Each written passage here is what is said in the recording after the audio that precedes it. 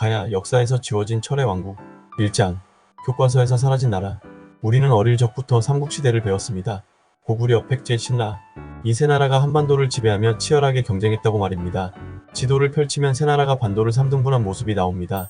하지만 자세히 보면 이상한 점이 있습니다. 낙동강 유역, 지금의 경남과 전북 동부 지역에 빈 공간이 있습니다. 거기에는 작은 글씨로 가야라고 적혀 있습니다. 그런데 선생님은 이 부분을 자세히 설명하지 않습니다. 가야는 연맹체였고 나중에 신라에 흡수되었습니다. 그게 전부입니다. 가야는 정말 그렇게 중요하지 않은 나라였을까요?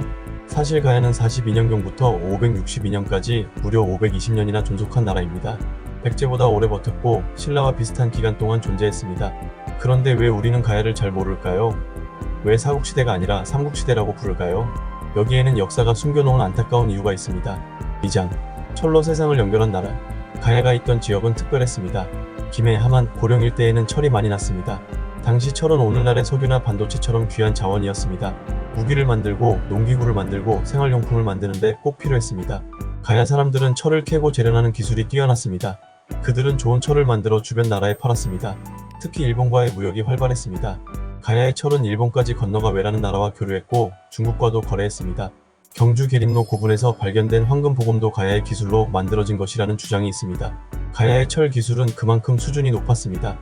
또한 가야는 바다와 가까워 무역에 유리했습니다. 배를 만들고 항해 기술을 발전시켰습니다.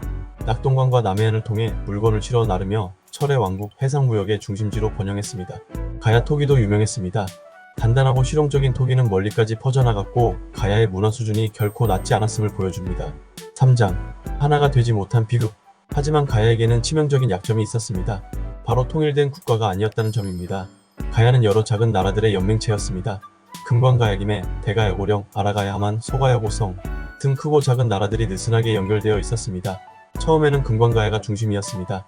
하지만 5세기 들어 고구려 광개토대왕이 남하하면서 금관가야는 타격을 받았습니다.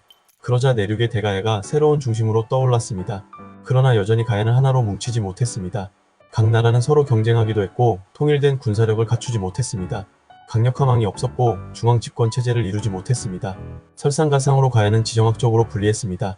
북쪽에는 신라, 서쪽에는 백제, 더 북쪽에는 고구려가 있었습니다. 삼면이 강대국으로 둘러싸인 셈이었습니다. 확장할 여지가 없었고 늘 위협에 시달렸습니다. 백제와 신라는 가야를 두고 끊임없이 다툼을 벌였습니다. 가야는 때로는 백제 편에, 때로는 신라 편에 서야 했습니다. 독자적인 길을 가기에는 너무 약했던 것입니다. 4장 역사는 승자의 기록이다. 532년 금관가야의 마지막 왕 구형왕이 신라에 항복했습니다. 더 이상 버틸 힘이 없었습니다.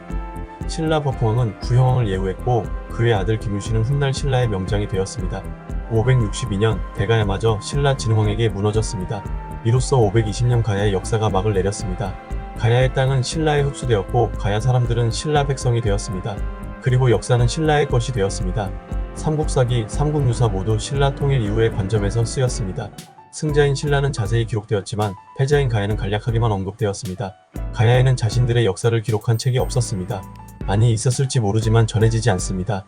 그래서 우리는 가야의 이야기를 신라의 눈을 통해서만 볼 수 있습니다. 가야 사람들이 무슨 생각을 했는지 어떤 꿈을 꿨는지는 알 수 없습니다. 하지만 최근 고고학 발굴을 통해 가야의 진짜 모습이 조금씩 드러나고 있습니다. 고령의 지산동 고분, 김해의 대성동 고분에서 나온 유물들은 가야가 결코 작은 나라가 아니었음을 증명합니다. 2023년 가야 고분군이 유네스코 세계유산으로 등재되었습니다. 1400년 만에 가야가 세계의 주목을 받게 된 것입니다. 가야는 지워졌지만 완전히 사라지지는 않았습니다. 그들이 만든 철, 토기, 무덤은 여전히 땅속에 남아 우리에게 말할 겁니다. 우리도 여기 있었습니다. 우리도 찬란한 문화를 꽃피웠습니다. 역사는 승자의 기록이지만 진실은 언젠가 드러나게 되어 있습니다. 가야의 이야기가 그것을 증명합니다.